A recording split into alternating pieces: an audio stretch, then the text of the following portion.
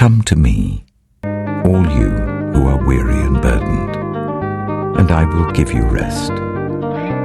Take my yoke upon you and learn from me, for I am gentle and humble in heart, and you will find rest for your souls. For my yoke is easy, and my burden is light. At that time, Jesus went through the cornfields on the Sabbath. His disciples were hungry and began to pick some ears of corn and eat them. When the Pharisees saw this, they said to him, "Look, your disciples are doing what is unlawful on the Sabbath." He answered, "Haven't you read what David did when he and his companions were hungry? He entered the house of God, and he and his companions ate the consecrated bread, which was not lawful for them to do, but only for the priests. Or haven't you read in the law that the priests on Sabbath duty in the temple desecrate the Sabbath and yet are innocent? I tell you that something greater than the temple is here.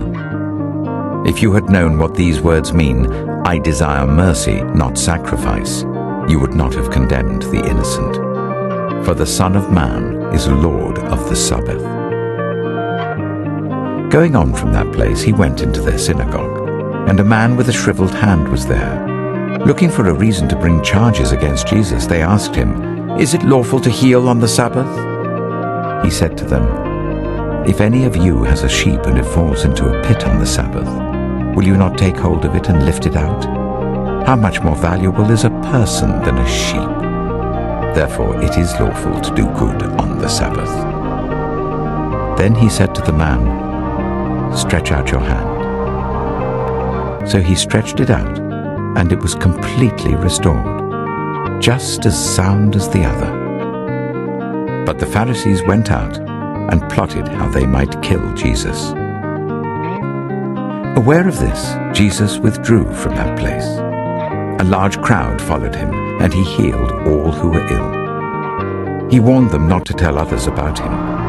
This was to fulfill what was spoken through the prophet Isaiah.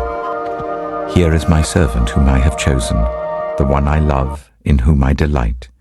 I will put my spirit on him, and he will proclaim justice to the nations. He will not quarrel or cry out. No one will hear his voice in the streets. A bruised reed he will not break, and a smoldering wick he will not snuff out, till he has brought justice through to victory. In his name the nations will put their hope." Then they brought him a demon-possessed man who was blind and mute, and Jesus healed him, so that he could both talk and see. All the people were astonished and said, "Could this be the son of David?"